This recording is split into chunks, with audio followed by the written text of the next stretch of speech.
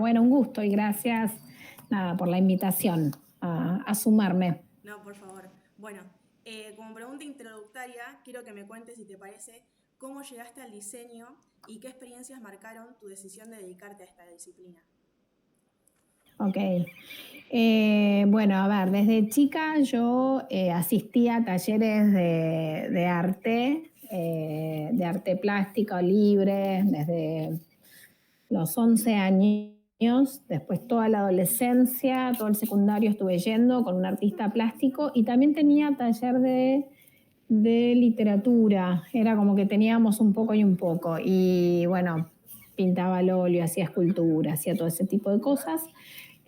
Cuando se acercó el momento de elegir la carrera universitaria, no sabía si anotarme. En ese momento Luna era la Pueyrredón y estaba ahí con ganas, pero también me interesaban, empecé a investigar las carreras proyectuales y tenía un entrenador de deporte mío que estaba estudiando diseño industrial, que después resultó ser el sobrino de Ricardo Blanco. Y a través de él conocí la carrera. Sí, a través de él era mi entrenador de hockey y bueno, yo tenía un tío arquitecto, digamos que las disciplinas proyectuales las tenía ahí, pero bueno, finalmente hizo que me decida a estudiar carrera universitaria y decidí que todo lo que era artístico lo iba a dejar por un lado paralelo mío, pero que no tenga que ser, digamos, la carrera profesional que me daría el sustento económico, ¿sí? Me costaba, porque la verdad que me gusta todo. Entonces tu referente Y, básicamente estuvo y en contacto bueno, con pero Blanco. cuando Nacho me contó la carrera, cómo era, Sí. sí, el contacto fue por Nacho y en realidad también la guía del estudiante, porque me fui a leer la guía del estudiante, que es algo que ustedes ni conocen. Nosotros no había internet, con lo cual todo el contacto que teníamos era a través de las didácticas, era a través de esta guía del estudiante, que tenías que ir físicamente a verla a un centro de la UBA. Y ahí leí, sí, el tema de diseño industrial y mira qué gracioso, el tema de trabajar con problemas, que hoy es como súper conocido en realidad y demás, pero en ese momento me acuerdo que lo leí y me pareció como que era una definición hermosa, como que había ciertas complejidades y problemáticas y que lo que uno hacía en diseño industrial era encontrar soluciones. Así que hoy en día recuerdo eso y me sorprende lo próximo que estuvo esa lectura que tuve a lo que hago hoy, en realidad, que es mi trabajo. Ok. Mm. Y bueno, después ya pasando a tu etapa profesional, ¿cómo fueron tus primeras Sí. experiencias laborales en el campo del diseño? Bueno, a ver, yo trabajé toda la carrera mientras estudiaba, enseñaba en colegios, enseñaba inglés. Con lo cual fui como profesionalizándome en eso. Entonces cuando me recibo de diseñadora, renuncio a ese trabajo que me encantaba y que ya estaba como muy cómoda y demás, y empiezo a buscar trabajo en diseño industrial y era imposible, tremendo, digamos. Muy difícil. Primero la carrera no era conocida, no entendían lo que hacías. Hoy todavía es complejo, imagínate en esa época que eran nuevas. Después estábamos en un contexto país que era en la década de los 90 y que no había cero producción nacional, en realidad era todo importación durante el menemismo. Entonces también era muy difícil encontrar un trabajo en el que pudieras hacer diseño de producto. Pero yo estaba súper quería conseguirlo. Así que bueno, empecé a meterme en los avisos de los diarios, que en esa época era por los diarios, que iba consiguiendo. Entré como asistente de marketing en una empresa que trabajaba con productos de merchandising, pero se fabricaban acá, pero se compraba mucho en China y empecé a hacer selección de productos, viste, como entrándole por el costado. Y Sí. después al tiempito, un aviso en el diario, buscaban diseñador industrial, que era rarísimo, y ahí apliqué. Quedamos Anabela Rondina y yo últimas en la carrera de compitiendo. muy gracioso y entré como diseñadora industrial, quedé como diseñadora de producto y ahí trabajé unos cuantos años, Tensocable se llamaba la firma, pero era un caso raro, que no había casi nadie haciendo producto en esa época, ¿sí? Era una empresa que hacía piezas de tornería para tensar cable de acero en equipamiento, en cartelería, y yo diseñaba las piezas torneadas. Mira qué Así que interesante. es mi primer diseño, es como mi primera pieza que la amé tremendamente, pero al toque después empecé a pasarme a tratar de traer a la empresa, porque era una empresa muy chiquita, un emprendimiento, el dueño era un arquitecto, por eso conocía la carrera de diseño industrial. Empecé a sumar a gráficos, a fotografía, ¿viste? Empecé, sin darme cuenta, empecé a hacer diseño estratégico y dirección de diseño, porque primero diseñamos las piezas y después me parecía que le faltaba una buena marca y le faltaba comunicación y le faltaba y personal. Me apasiona todo lo que es dirección de diseño y diseño estratégico y me empecé a meter en todo eso sin tenerla tan clara en ese momento, que la etiqueta era esa de lo que estaba Exacto, haciendo, vos ¿no? En realidad. personalmente agrandaste la empresa en la que estabas trabajando sin Ah, darte sí, cuenta. sí, completamente. En realidad empezamos a trabajar contratando, ¿no?, a otros profesionales, no internamente, pero sí pidiéndole el trabajo, digamos, porque ponele, la marca la había hecho el arquitecto en realidad, la había diseñado él. Bueno, para mí tenía que hacer un estudio de diseño gráfico en realidad, que hiciera el ISO, ISO logo, esto, lo otro. Ok. Así Y, que sí, me fui como animando, pero por esto de curiosa y porque lo disfrutaba. Y bueno, y también fui creciendo en ese rol también, ¿no? En realidad, no es que lo manejaba desde el principio, intuía que había que hacer eso, pero bueno, ahí aprendí muchísimo de todo lo que rodea el producto, de alguna manera. Y bueno, y después viajé a Italia y trabajé 3 años en Italia, porque también yo tenía como objetivo hacer una experiencia afuera, que iba a ser más corta, y bueno, se fue alargando porque fueron surgiendo un montón de trabajos súper interesantes allá. Así que también ahí entré en lo que hoy te puedo decir, sí, es diseño de futuros, es visioning, trabajar con tendencias, que es lo que hago hoy, pero eso en realidad me especialicé en Italia. Así que sí, ahí entré en Philips Design como investigadora en escenarios futuros y pensábamos productos de diseño industrial, pero para dentro de 20 años, por ejemplo. ok, ok. Y bueno, este obstáculo que vos me contabas de que te costaba conseguir trabajo, ¿tuviste otros Sí. tipos de obstáculos y referidos al género a lo largo de tu carrera? Mira, yo nunca me quejé mucho de eso, pero hoy podría mirar para atrás y en realidad tuve que armarme mucho, mucho. A mí me hubiese gustado entrar a un estudio de diseño y no lo logré en ese momento y eran más bien hombres, pero porque eran hombres, no sé si eso era tan fácil. Yo tenía la sensación de que era difícil para las mujeres. Y después, por otro lado,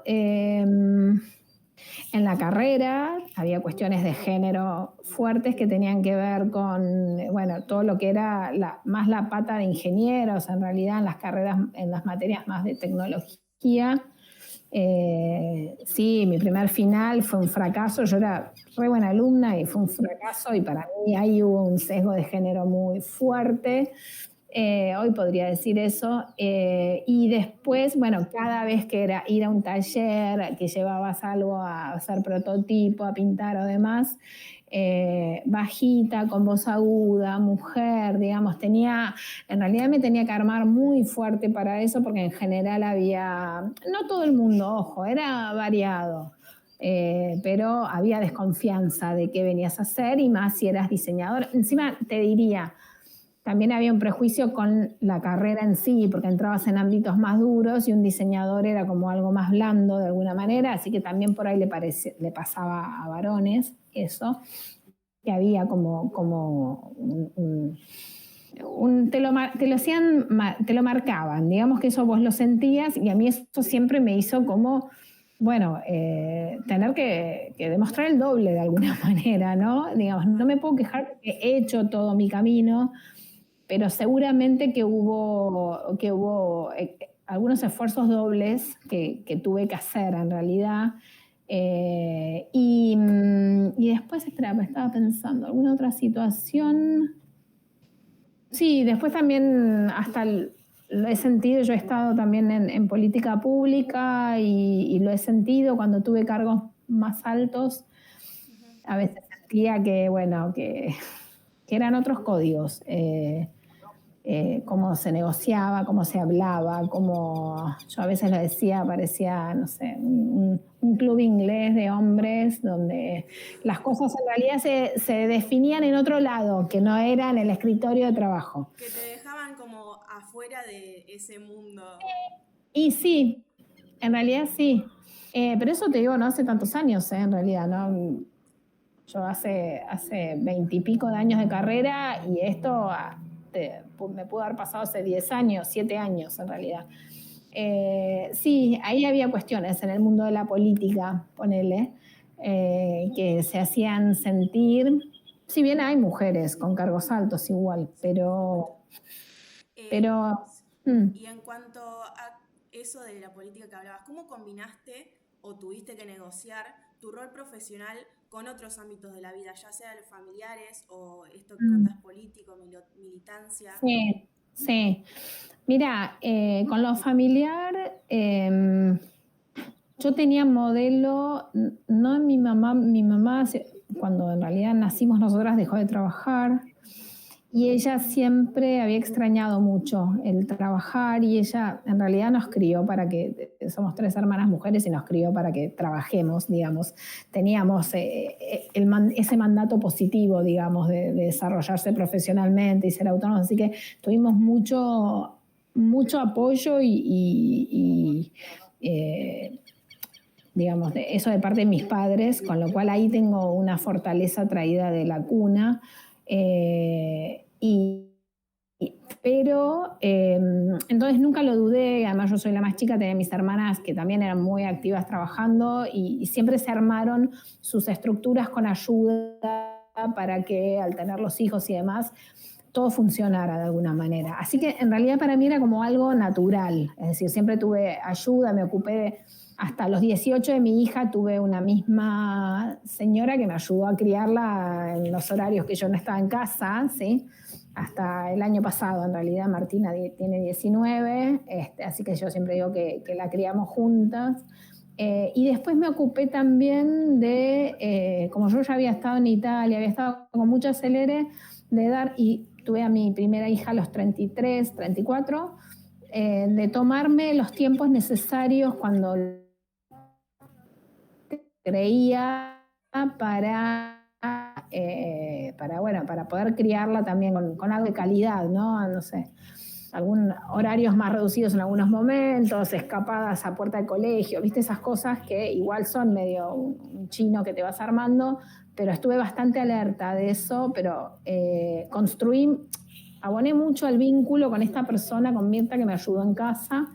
Tenía abuelas también, digamos, como que tenía un lindo soporte y bueno, eso es clave, si tenés la posibilidad de hacerlo, se puede armar un buen equipo en realidad.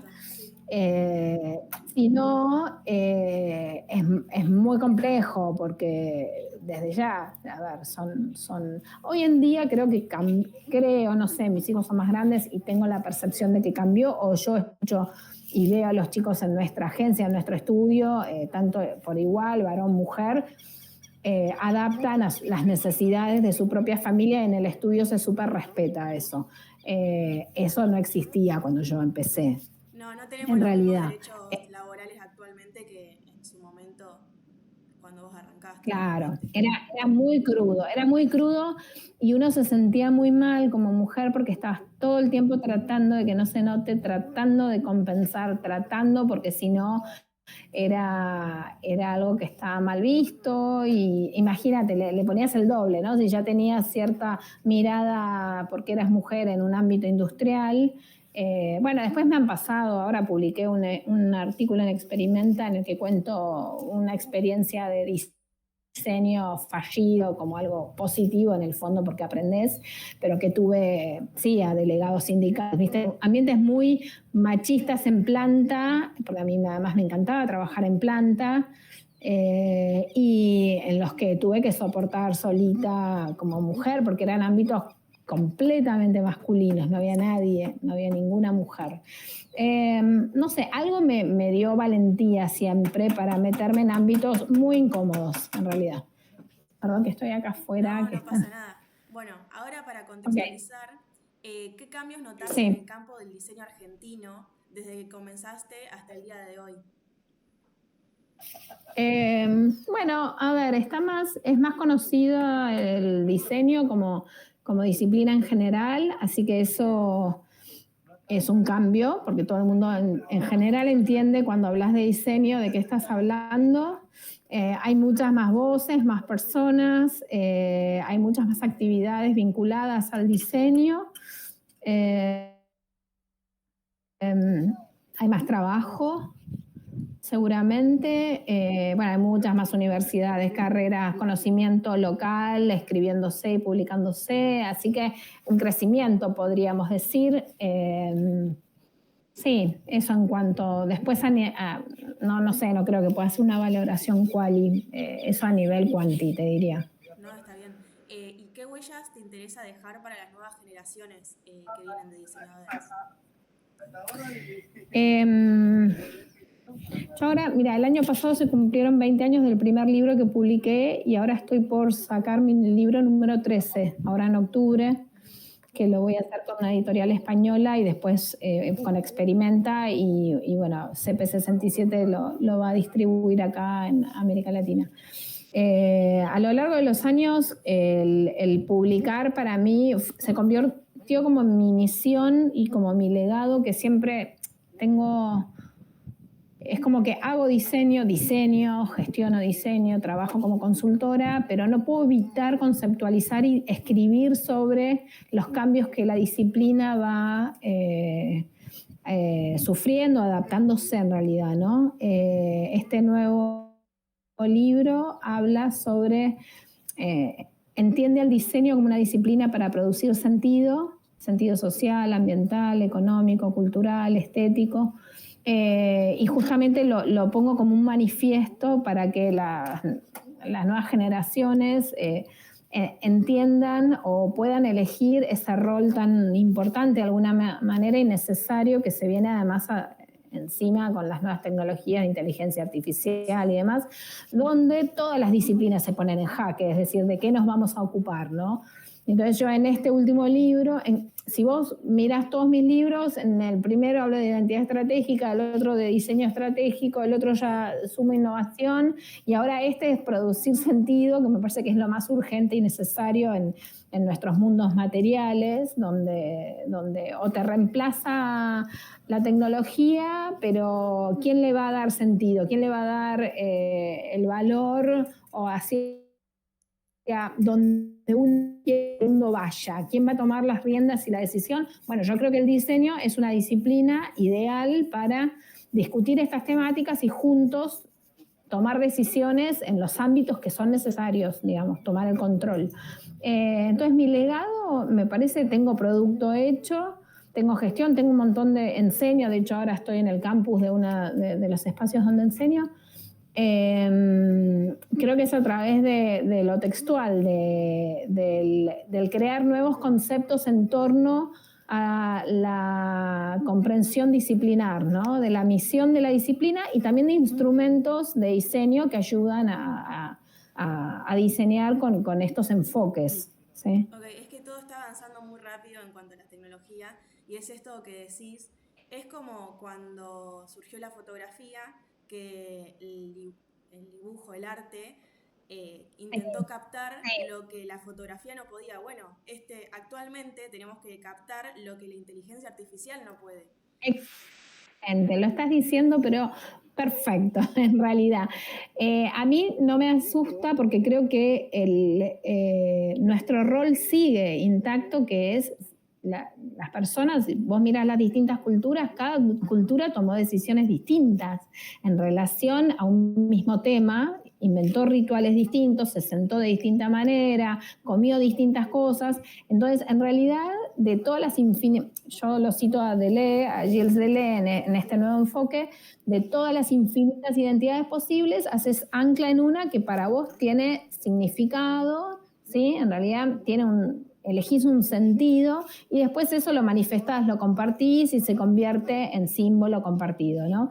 Entonces, eso va a seguir existiendo, en realidad. Por ahí no nos ocupemos de temas más de eficiencia, de optimización, digamos, lo más técnico que es evidente, por ahí lo puede reemplazar.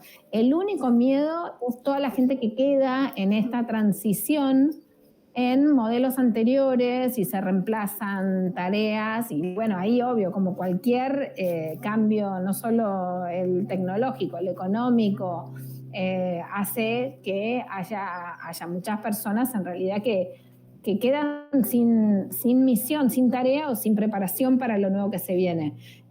Yo creo que esto que vos nombraste de la fotografía es exacto y del arte.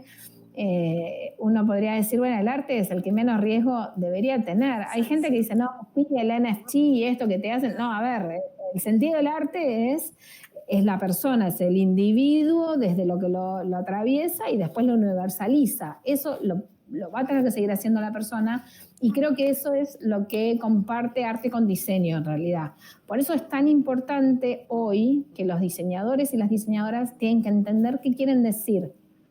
Todo se puede decir. La inteligencia artificial te va a tirar millones de relatos posibles, obvios, por ahí complejos porque cruzan mucha data que nosotros no logramos en ese tiempo, pero no tiene voz propia. La voz propia, no tiene sentido la voz propia de una tecnología. Y el mundo del arte se adaptó muy rápido en realidad. Es decir, cuando surgió la fotografía, impresionismo además, bueno, Duchamp ya te rompió directamente y dijo, yo quiero producir sentido, quiero discutir de estos temas, quiero poner en crisis. A ver, yo como artista lo que tengo que instalar son preguntas. Bueno, creo que el diseño eso lo comparte. Así que me parece que en ese sentido es claro el futuro del diseño, por lo menos yo que lo vengo viendo y lo investigo.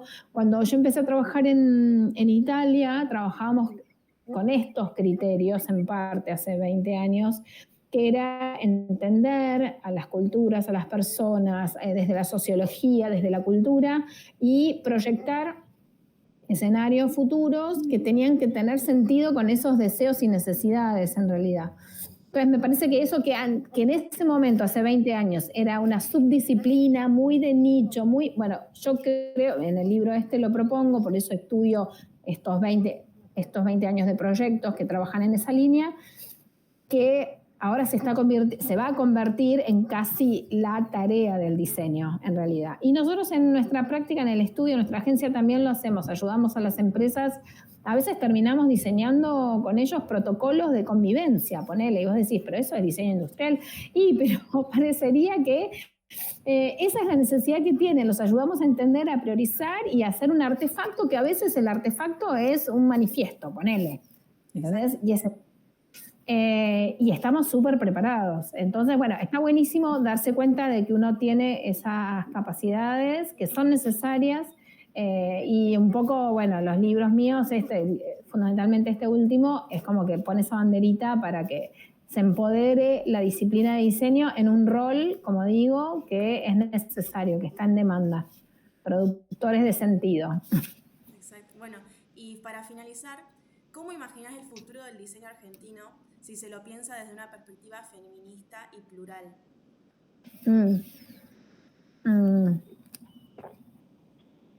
Feminista y plural. A ver, creo que por suerte hay más equidad y hay muchos más nombres. Bueno, esto que estás haciendo en este momento de poner en valor también voces femeninas, me parece que todo lo que estuvo pasando estos años deja un escenario más justo, más compartido, entonces ya se proyecta distinto, me parece, hacia adelante. Y además hay muchas mujeres ocupando un montón de espacios interesantes, así que no tengo dudas de que es algo que llegó para quedarse. Respecto del diseño argentino, creo que también hay un montón de emergentes que son interesantes. pero para este rol que estoy planteando me parece que hay que ajustar capacidades, que hay algunos temas que tienen que estar... sí, en cuanto al diseño argentino, me parece que hay que, bueno, como te decía, para este rol que yo creo que es necesario asumir, quizás hay algunas capacidades que son necesarias de sumar a las propias de las currículas, que tengan que ver más con empoderar desde el grado a profesionales que puedan ocupar cargos más arriba en las estructuras, en las organizaciones, y que puedan discutir fuerte como discuten otras disciplinas si se animan más. Entonces, por ahí para eso necesitas algunas herramientas de argumentación. Para mí, el diseño argentino necesita todavía incorporar algunas capacidades un poco más duras para poder sostenerse en mesas de discusión de las que son las que toman las decisiones en serio, entonces que puedan ocupar cargos directivos en empresas, instituciones más fuertes, más de peso. Y después no hay límite, pero creo bueno, que puede ser un buen complemento para no quedarse en lo que es moda. A ver, por ahí me vas a entender, no sé, ahora es tendencia a los biomateriales, ¿no? Entonces por ahí hay un montón de productos, de proyectos, que está buenísimo el tema del biomaterial, pero que a veces yo o soy jurado, o veo, no sé, o tengo alumnas y demás, veo que no calan muy profundo, ponerle, hacer un buen estudio de huella de carbono. Bueno, es necesario por ahí, para que ese diseño esté acompañado con investigaciones, con argumentaciones que sean mucho más de peso. Y ahí, bueno, hay que meterse más profundo y que no sea solo la moda de, bueno, ahora está de moda hacer todo con cáscara de no sé qué y ya decimos que es sustentable. No, en realidad para decir que es sustentable falta mucha trazabilidad detrás de eso, ¿sí? Y bueno, creo que eso sería por tirar un ejemplo, pero no pasa solo por ahí. Me parece, y la capacidad está, entonces para no quedarse perdido en lo que está de moda, porque me parece que salen de las universidades todos profesionales que son personas hermosas en cuanto a los valores que manejan, y yo quiero que estén tomando decisiones fuertes. Eso es lo que me pasa en realidad. Si no, las decisiones fuertes las terminan tomando personas que tienen, bueno, otras miradas a veces más sesgadas. No sé, nos quejamos de, bueno, la mirada económica. Bueno, pero hay que ocupar ese lugar. Tenemos que rendir, explicar también en esos términos y además sumarle todos nuestros valores que son hermosos. Pero creo que para eso sí, hay que estar un poco más afilados en cuanto al manejo de datos y al uso estratégico de datos en la argumentación, porque el mundo que nos tocó ahora pasa bastante por ahí en realidad. Bueno, me quedo entonces con eso que dijiste de formar ideas fuertes y obviamente ampliar el recurso de herramientas que tenemos como futuros diseñadores. Sí, buenísimo. Bueno, está Analía, bueno. te quería agradecer nuevamente por sumarte y espero que te hayas sentido cómoda. Me encantó, un amor, me encantó hablar con vos, Delfina. Gracias. Muchas gracias a vos, un placer. Adiós, igualmente.